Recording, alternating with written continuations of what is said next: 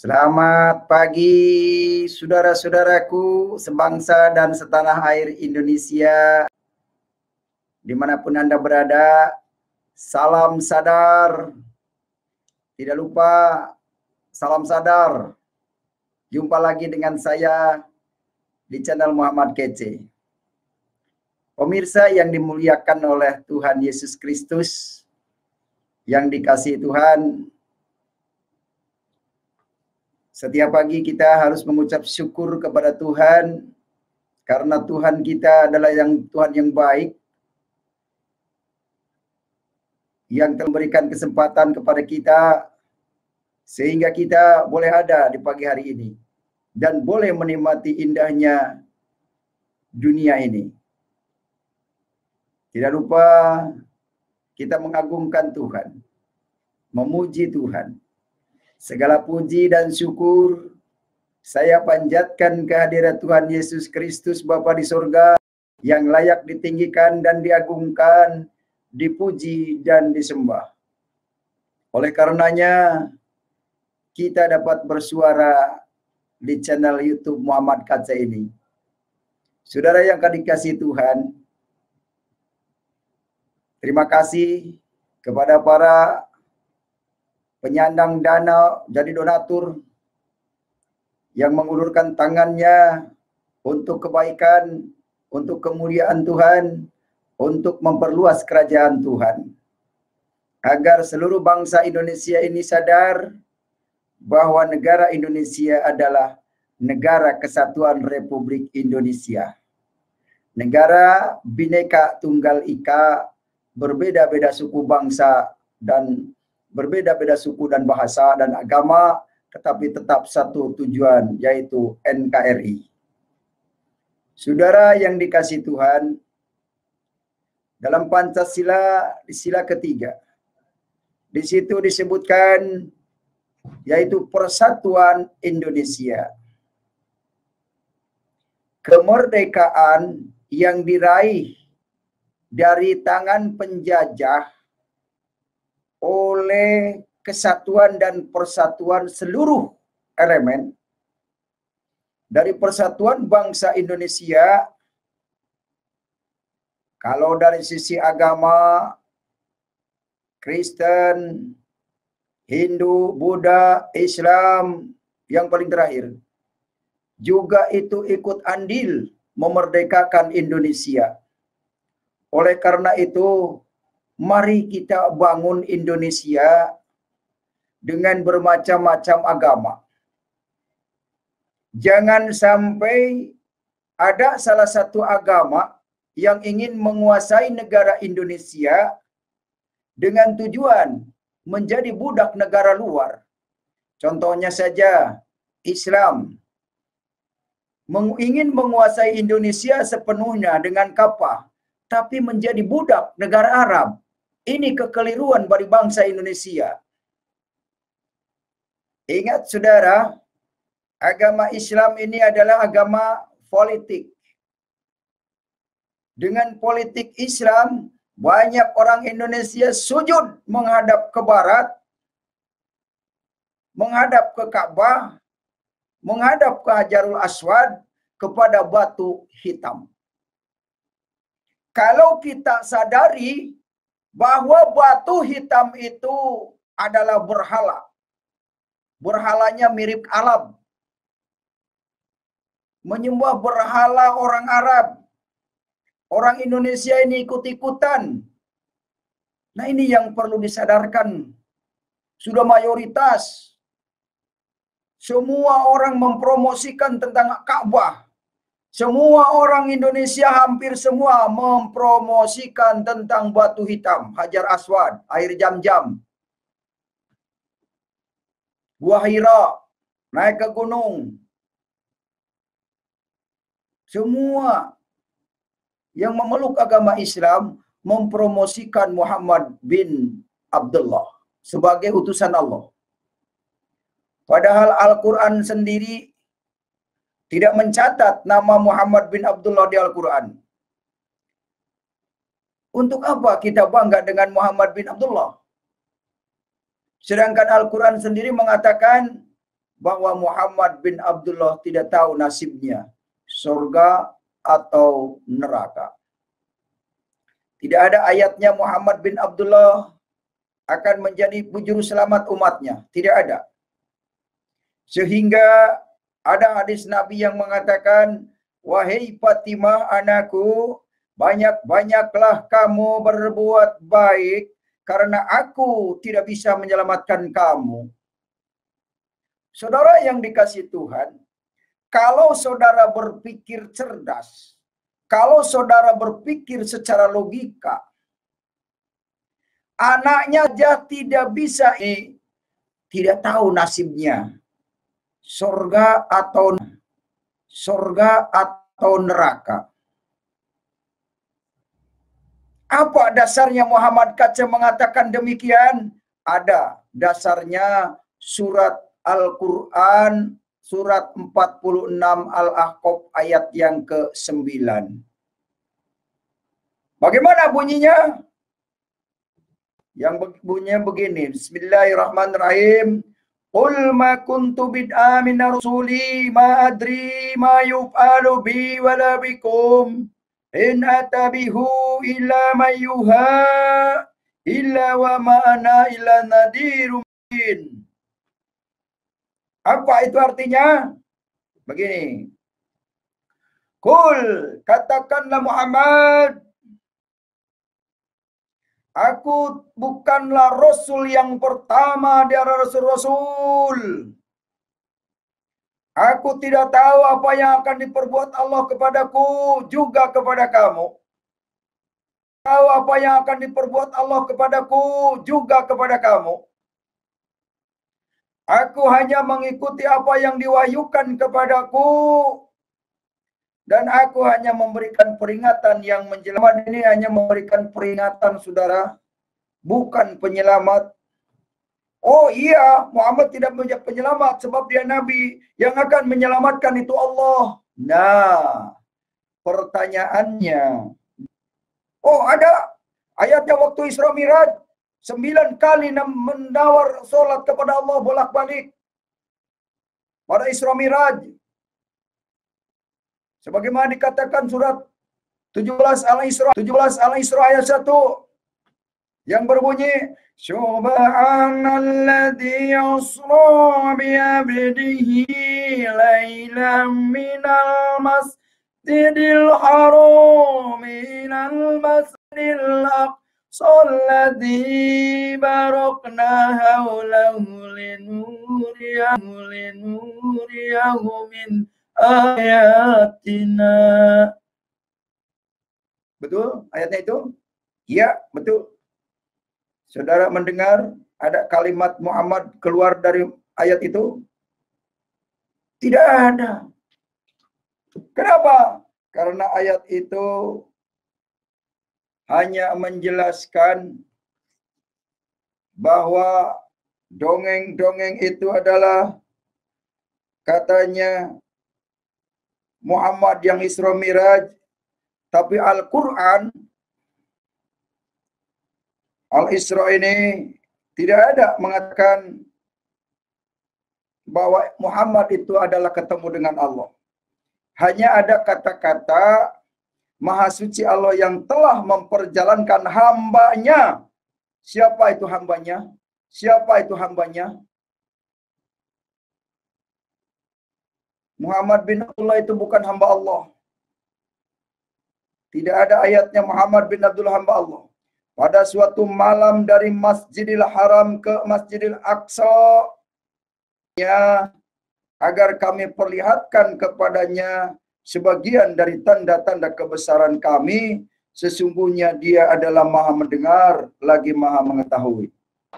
Karena Muhammad itu adalah Muhammadun Rasulullah. Katanya Muhammad itu utusan Allah. Katanya, ya bukan faktanya. Katanya Muhammad itu utusan Allah. Yang anehnya utusan Allah tidak memberitakan tentang Allah. Utusan Allah tapi memberitakan tentang perang Badar, perang Uhud, perang selalu perang, jahid, mujahidin, jadi jihad. Nah cuma itu yang diberitakan. Tidak menceritakan tentang Allah bagaimana, di mana posisi Allah, terus bagaimana ngomongnya Allah kepada Muhammad, tidak ada. Ini saudara harus cerdas ya, berpikir cerdas. Di dalam surat Al-Isra ayat 1 tidak menyinggung-nyinggung nama Muhammad. Mendengar seharusnya memperingatkan Muhammad, baru balik 2 kali aja kepada Allah harus ditegur. Hai Muhammad, lo ngapain bolak-balik? Gua udah tahu lo. Lu menawar sholat. Mungkin kalau Allah Maha tahu, pasti ditegur begitu Muhammad. Diingatkan kedua ini, nanti jangan balik lagi ya. Udah ketiga, udah tetapkan saja. Itu balik lagi, ketemu, tetapkan saja. Itu balik lagi, ketemu Nabi Isa. Muhammad, umatmu makin kecil, nggak sanggup 45 kali. Balik lagi, ketemu Ibrahim. Balik lagi, tawar, turun 5. Menjadi Nabi Khidir. Kata Nabi Khidir, umatmu Muhammad nggak sanggup. Makin kecil, makin lama. Nggak sanggup itu 30 rakaat semalam. Balik lagi kepada Allah. Ya Allah, turunkan lagi 5. Sampai 9 kali bolak-balik.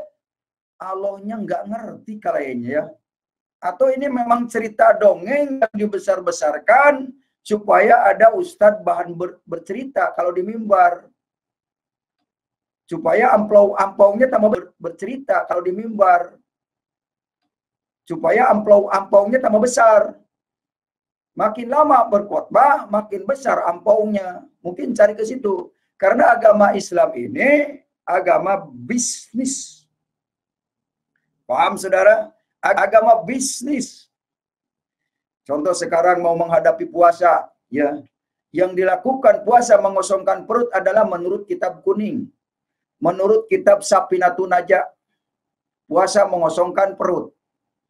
Kalau di Al-Qur'an surat Al-Baqarah ayat 83 mengatakan diperintahkan atas kamu berpuasa supaya kamu bertakwa, bukan supaya kamu puasa mengosongkan perut. Begitu saudara. Jadi cerita Muhammad Isra Mi'raj itu perjalanannya seperti orang yang jualan cabai. 1 kilo harganya 10.000, ditawar lagi sampai 1.000. Itu biasanya pekerjaan ibu-ibu di pasar. Udah cabai harganya mahal, ditawar murah. Ini upahnya jual kangkung, kangkung harganya seikat itu 500.000 rupiah. Mahal, ditawar murah. Ini upahnya jual kangkung, kangkung harganya seikat itu 500.000 rupiah. Dari sananya ditawar lagi 250. Duh, kebangetan banget itu ibu-ibu. Coba kasih upah sedikit, upah mikul, upah nyuci, upah beresin. 1 ikat 500 itu udahlah, nggak usah tawar lagi. Nah ibu-ibu apalagi perempuan yang cantik, waduh, udah neng nggak usah tawar. Itulah perempuan. Jadi perempuan itu jago kalau nawar ke pasar. Makanya perempuan itu mintanya ke pasar terus. Hati-hati ibu-ibu ya, yang bapaknya banyak duitnya jangan dikasih semuanya. Ya jangan dikasih tahu dompetnya, habis itu buat ke pasar. Jadi saudara yang dikasih Tuhan, ajaran dongeng kasih semuanya. Ya jangan dikasih tahu dompetnya, habis itu buat ke pasar. Jadi saudara yang dikasih Tuhan, ajaran dongeng Isra Mi'raj Muhammad itu tidak ada di Al-Qur'an di sini. Ya cuma dia mengkaitkan dengan surat Al-Isra ayat 1. Kemudian ayat yang kedua, nah, wa ataina Musal kitaba wa ja'alnahu hudan li bani Israil. Dan kami berikan kepada Musa kitab Taurat. Dan kami jadikan kitab Taurat itu, aduh baterainya, sorry. Nah, dan kami jadikan kitab Taurat itu petunjuk bagi Bani Israel dengan firman, dalam kurung dengan firman, janganlah kamu mengambil penolong selain aku.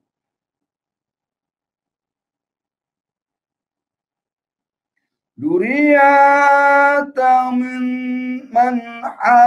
man hamalna ma'anuhin ilanu kana abadan syakur. Saudara yang dikasihi Tuhan, apa artinya? Yaitu anak cucu dari orang-orang yang kami bawa bersama-sama Nuh. Sesungguhnya dia adalah hamba Allah dan yang banyak bersyukur. Saudara yang dikasihi Tuhan, surat Al-Isra ayat 1 menceritakan Muhammad Isra Mi'raj, tapi tidak ada kaitannya, tidak ada relevansinya dengan Muhammad. Ayat yang kedua menceritakan tentang Musa yang diberi Alkitab, Taurat, dan Injil. Ayat yang ketiga yaitu menceritakan anak cucu dari orang-orang Injil. Ayat yang ketiga yaitu menceritakan anak cucu dari orang-orang yang kami bawa bersama Nuh. Ini 3 ayat aja udah tidak sinkron. Katanya ayat 1 menceritakan Isra Mi'raj Muhammad menawar solat kepada Allah selama 9 kali. Kemudian dijelaskan ayat 2 menceritakan tentang Nuh diberi Alkitab, tentang Musa diberi Alkitab Taurat. Ayat yang ketiga menceritakan tentang anak cucu Nuh. Saudara berpikir nggak? Al-Quran ini nggak sinkron, nggak sistematis ceritanya.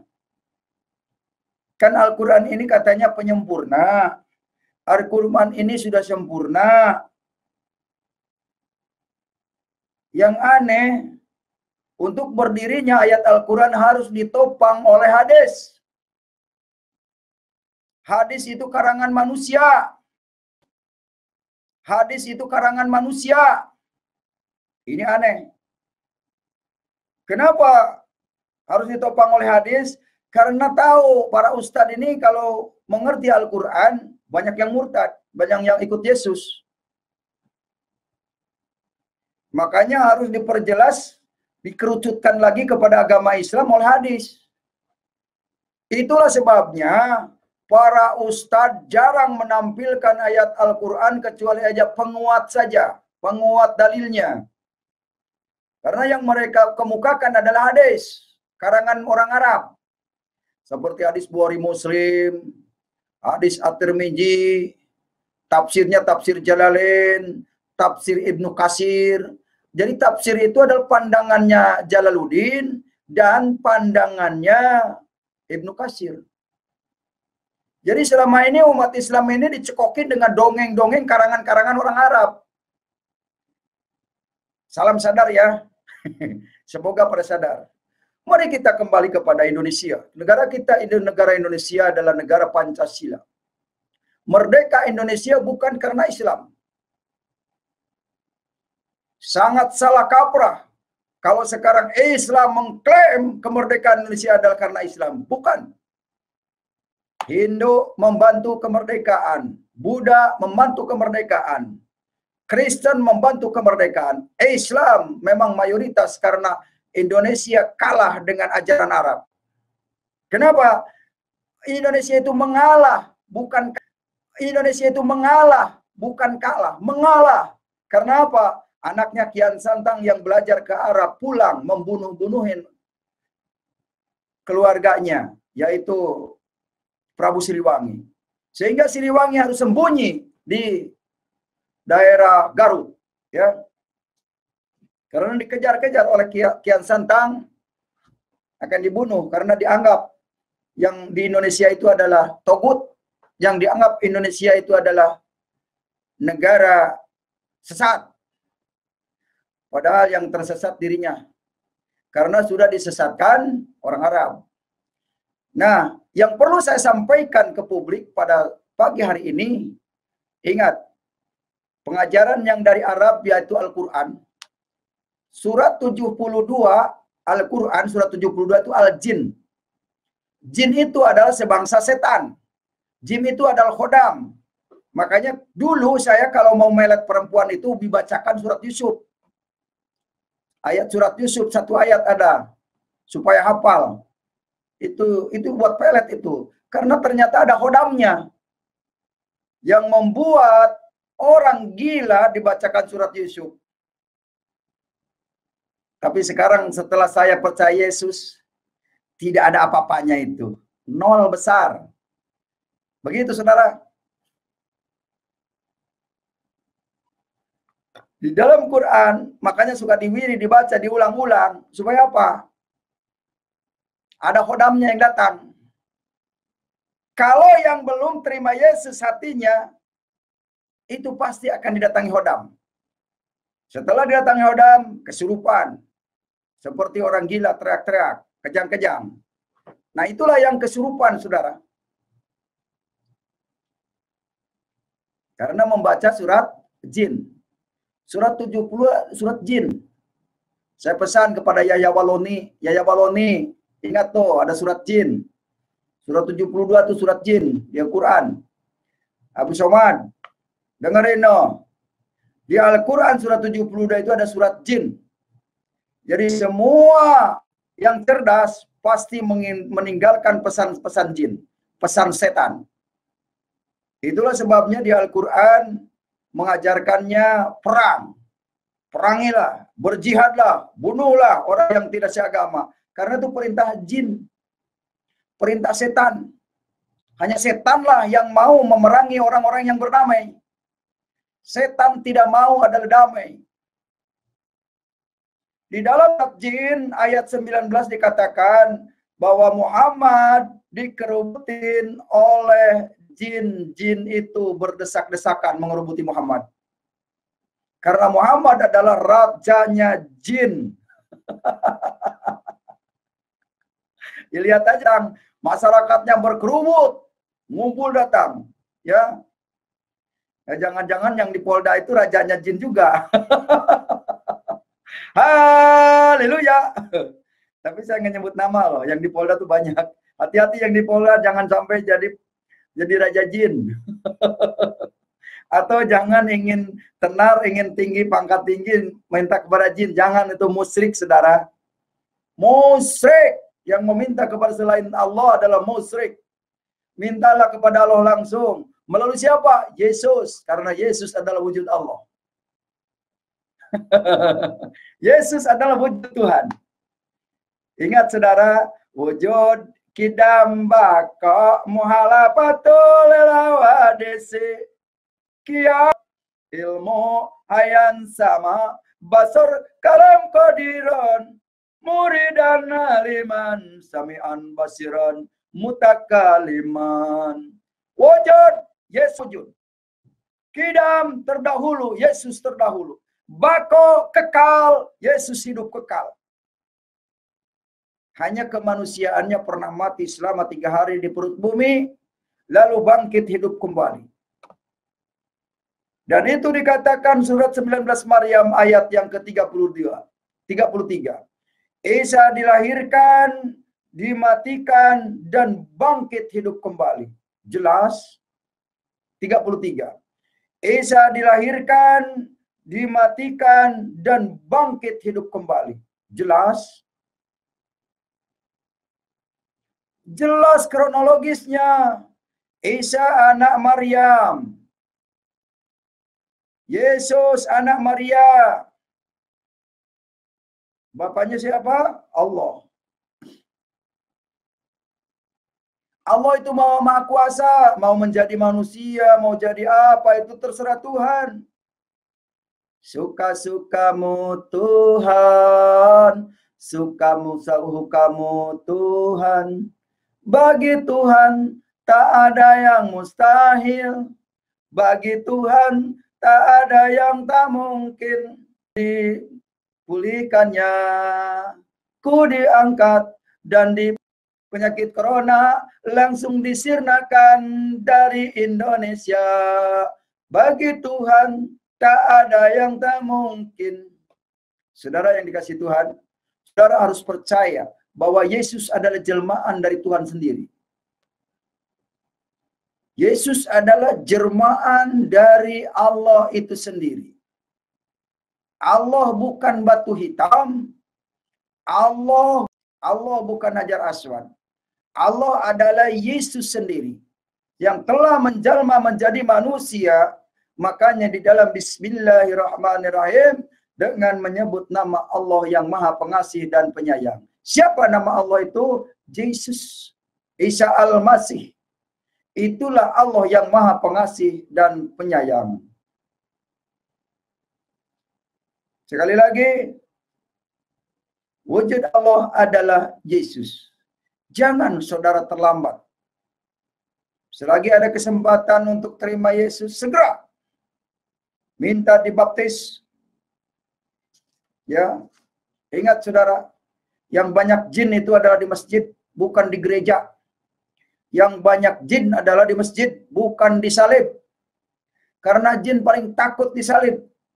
Makanya ada suatu cerita ketika Yesus menyembuhkan orang gerasa. Orang gerasa itu kemasukan legion yang begitu banyak. Legion itu minta izin. Ya Yesus anak Allah, izinkan saya masuk ke dalam babi-babi itu. Nah sejak itulah babi diharamkan oleh para jin, tidak boleh dimakan. Karena kalau babi dimakan, maka nanti tempat jin-jin tidak ada. Terpaksa harus mencari kayu dan batu buat tempat tinggalnya. Makanya siapa yang mengharamkan babi, itu jangan-jangan kelompoknya jin. Yang ketakutan kehabisan tempat kediaman. Ini. Tuhan tidak membuat makhluk yang haram. Tuhan semuanya menciptakan makhluk yang baik. Bahkan nyamuk sekalipun itu baik bagi Tuhan. Kenapa? Kalau tidak ada nyamuk, pabrik baygon tidak laku. Kalau tidak ada nyamuk, pabrik pembasmi nyamuk tidak ada. Banyak orang yang diberkati dengan adanya nyamuk. Banyak orang yang kaya raya karena nyamuk. Perusahaan baygon di mana-mana. Entah itu baygon yang kayak ular dibakar, ada yang disemprot, ada yang dioles. Pokoknya harus bertahan laku. Coba kalau nggak ada nyamuk, bangkrut tuh perusahaan autan. Begitu ya. Jadi semuanya bagi manusia itu baik. Babi bagi manusia itu baik. Yang suka makan babi, makanlah. Suka makan babi, makanlah. Sesukaimu. Karena yang mengharamkan babi itu hanya dari Arab. Orang Batak kagak. Lihat orang Batak. Makan babi, wah enak. Babi, sapi sama mempunyai cacing pita. Jadi sapi dengan babi sama. Dengan unta juga sama. Jadi oleh karena itu, jangan mau diprovokasi soal makanan oleh orang-orang Arab. Ya, karena jin setan itu tidak punya dalil untuk mengalahkan kebenaran. Oh, setan, jin tidak berani menghadapi orang yang beriman. Karena jin dan setan itu hanya mau menggoda lewat nafsu. Jin bisa masuk ke SMS. Banyak orang bertengkar karena SMS. Banyak orang bercerai karena SMS. Banyak orang bunuh-bunuhan karena pesan singkat. Karena pesan singkat itu dimasukin oleh jin-jin yang mengadu domba. Untuk antisipasi itu, untuk solusinya, sabar. Kita dengan sabar menghadapinya. Cek lebih dahulu. Kenapa? Karena saya pernah mengalami dulu. Ada yang masuk SMS. Oh, saya tahu rumah kamu gini. Istri kamu begini di SMS-nya. Begitu saya pulang marah-marah sama istri. Istri cuma bengong. Loh, kenapa? Suami saya marah-marah. Ternyata suami saya lagi mancing tuh nemu SMS. Ada SMS yang mengadu domba. Itu jin. Saya pernah kejebak. Maka sekarang bisa cerita kepada saudara ya. Hati-hati saudara dengan SMS. Dan hati-hati juga dengan orang terdekat. Karena apa? Dari orang terdekat itu yang akan mengkhianati. Contoh, Yesus dengan Yudas. Yudas itu orang kepercayaan. Yudas itu bendaharanya Tuhan Yesus. Tapi Yudas tega mengkhianati Yesus. Menjual kepada para imam-imam. Sehingga Yesus ditangkap dan dianiaya. Itu orang terdekat. Ini saya kali ingatkan. Hati-hati suami dan istri berdekatan. Harus jaga jarak 1 meter. Nggak boleh dekat-dekat. Apalagi musim corona. Begitu saudara. Orang terdekat hati-hati. Jangan terlalu polos. Jangan terlalu jujur. Karena orang terdekat. Yang jadi teroris di Indonesia juga orang Indonesia, orang dekat dengan presiden, dengan masyarakat Indonesia. Itu yang harus kita waspadai. Orang yang dekat, yang kena ideologi Arab. Yang sudah tercuci otaknya oleh pengajaran-pengajaran Arab yang tidak menyelamatkan. Tapi justru membuat kerusuhan, membuat kekacauan di negara Indonesia. Ini saudara, yang harus saudara perhatikan. Orang Indonesia, orang Arab nggak berani menjajah negara lain, takut mati. Orang Arab hanya bisa mengirimkan kitab, seperti kitab kuning, dikatakan ini dari Allah, hadis, Bukhari Muslim, ini dari Allah. Padahal itu karangan manusia sendiri. Itu karangannya sendiri. Menyerang orang Indonesia diprovokasi oleh hadis itu supaya berperang, berjihad, membela Allah. Nanti dapat bidadari 40. Ya, pikiran konyol yang nggak punya pendidikan. Pendidikannya tinggi, ada yang doktoral, ada yang jadi dosen, ada yang jadi mahasiswa. Banyak. Tapi kalau otaknya seperti itu kerdil, mudah diperalat oleh orang lain. Nah ini bahaya. Anak milenial ke depan. Bahaya ini. Waspadailah. Orang-orang tua harus mewaspadai anak-anaknya. Pergaulannya lihat. Dengan siapa dia. Paling bahaya kalau provokasinya sudah mengatasnamakan ulama, ustadz, dakwah, ceramah untuk memprovokasi bangsa Indonesia, anak-anak milenial. Ini yang bahaya. Ini yang perlu diwaspadai. Makanya para penghujat itu jangan diberi panggung. Sekali menghujat, turunkan. Contohnya adalah ya Waloni. Kalau khotbah, turunkan. Jangan takut. Mereka mengancam mengkriminalisasi ulama.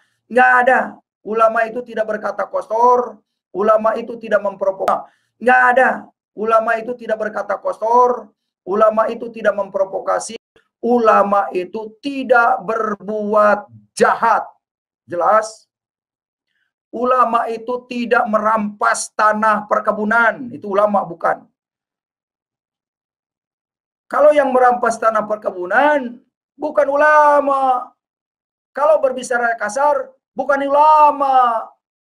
Jadi ulama itu rendah hati, sopan santun, bisa mengademkan hati pikiran yang sedang panas. Nah, ulama ini Muhammad Kece, ulama.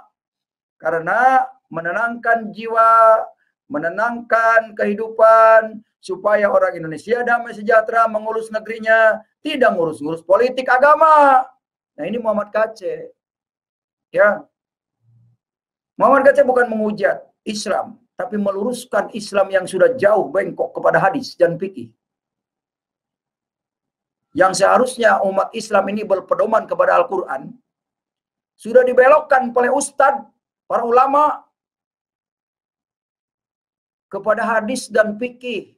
Makanya umat Indonesia jadi kacau dan bingung. Kemana berpedoman? Terlalu banyak kitab.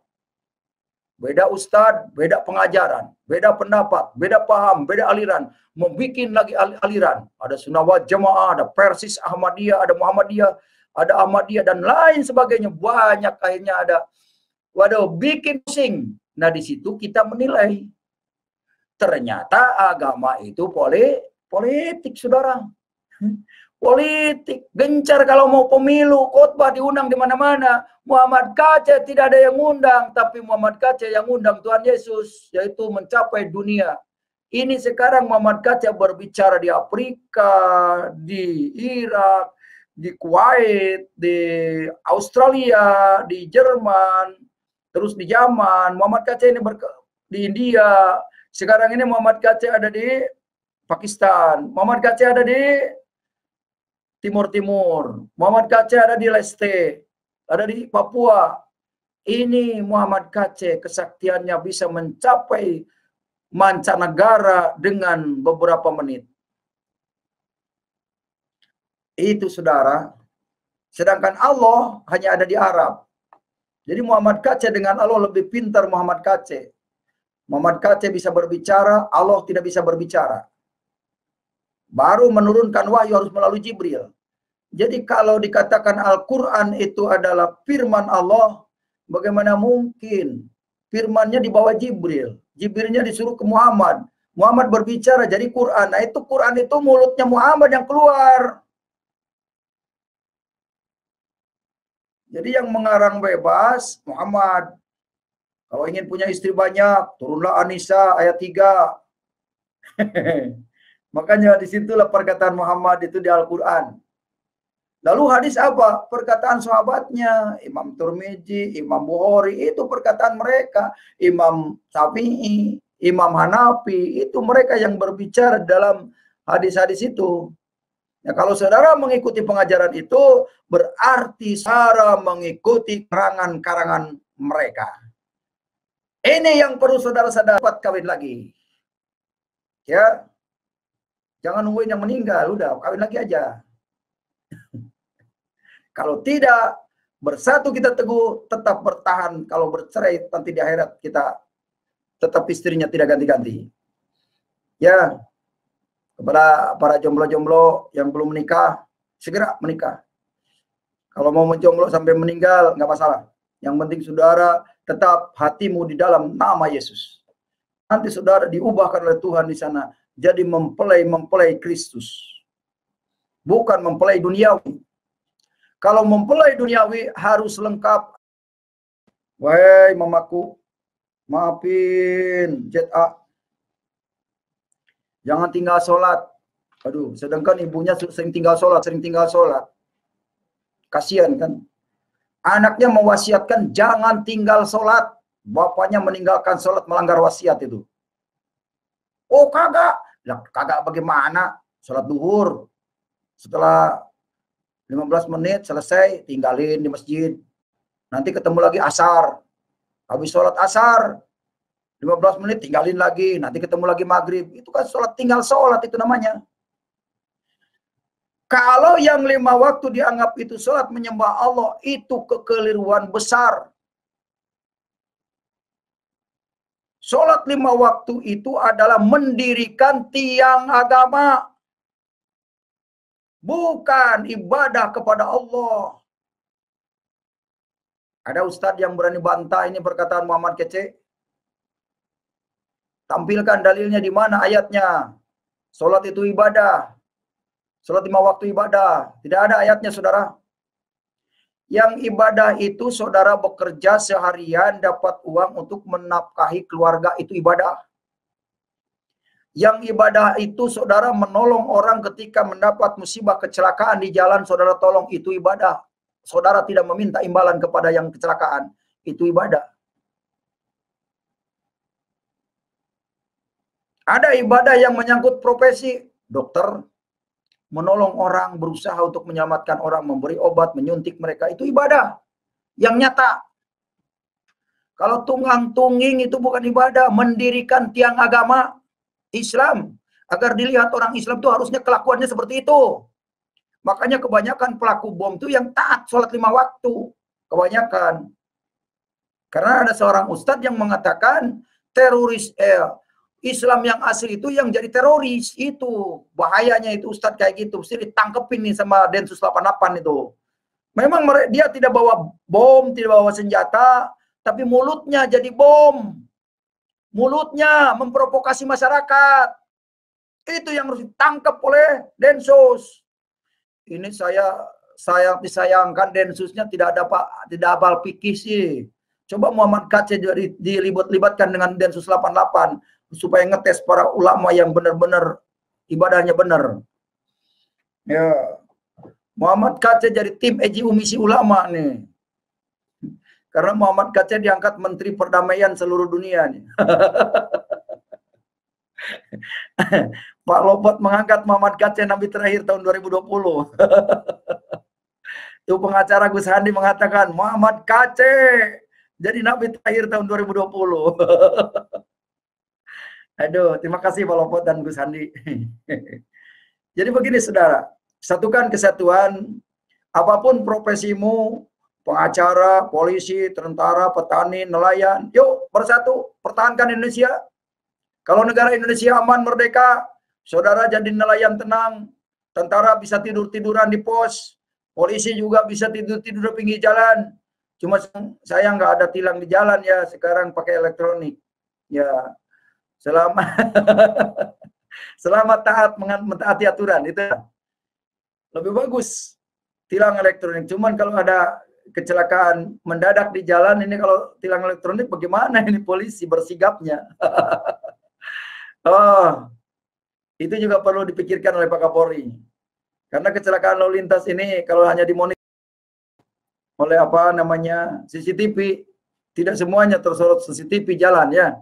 Jadi perlu polisi yang di jalan. Cuma yang di jalan polisi diancam teroris ya. Habisin dulu teroris. Basmi dulu teroris. Kerjasama, kesatuan dan persatuan tentara dan polisi bersatu. Tunggu instruksi dari Panglima Bapak Presiden Joko Widodo. Dan ulamanya tunggu informasi dari Muhammad Kece. Aduh, mari bersatu. Bersatu kita teguh, NKRI akan jaya di udara, darat, laut, dan kepolisian. Tapi kalau Indonesia berpecah belah, polisi punya pengen jasa sendiri, tentara pengen punya jasa sendiri, ribut, Indonesia akan hancur, rakyat jadi korban. Jadi gaji rakyat kemana? Amuradul. Saudara, para pelayan masyarakat, aparatur sipil negara, harus menjaga amanat rakyat. Anda digaji untuk mengurus rakyat se-Indonesia. Rakyat tanam kol, tanam timun, taman tomat, cabai untuk membayar pajak, saudara. Pajak kendaraan, pajak bumi penghasilan, pajak rumah, untuk gaji para PNS. Oleh karena para PNS ini yang terafiliasi dengan teroris, udah pecat langsung aja. Gak usah dibiarkan. Karena itu akan merusak generasi bangsa ke depan. Saudara yang dikasih Tuhan, kita satukan kesatuan dan persatuan Indonesia. Membangun bangsa dan negara dengan sukacita. Indonesia akan penuh dengan berkah-berkah Tuhan. Menjadi negara yang baldatun thayyibatun warubul ghafur. Saudara yang dikasih Tuhan, ini sudah hampir 1 jam. Mohon maaf kalau terlalu panjang. Usikum wa nafsi bitaqwallah faqad fajal mutakun. Wassalamualaikum warahmatullahi wabarakatuh. Selamat berpisah. Sampai jumpa lagi dan kesempatan. Dan terima kasih atas para pendukung yang lewat live chat. Saya tidak berdiskusi dengan teman dulu.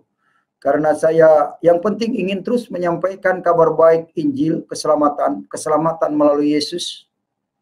Jangan sampai laptopnya ada yang mengerorkan. Firman Tuhan juga terhambat beberapa kali. Dan mohon maaf kalau saya tidak tepat waktu. Karena waktu saya harus dikecelok untuk menghindari yang memantau untuk menghambat pelayanan saya. Terima kasih, selamat berpisah, selamat beraktivitas. Kalau yang istirahat, selamat beristirahat. Kalau yang makan, selamat makan. Ya, terima kasih. Sampai jumpa lagi. Tuhan Yesus memberkati saudara dan saya. Kiranya Tuhan menyinari wajahnya kepada saudara dan saya. Tuhan Yesus menyertai saudara dan saya sampai mendapatkan mahkota kehidupan. Salam, damai sejahtera. Tuhan Yesus memberkati.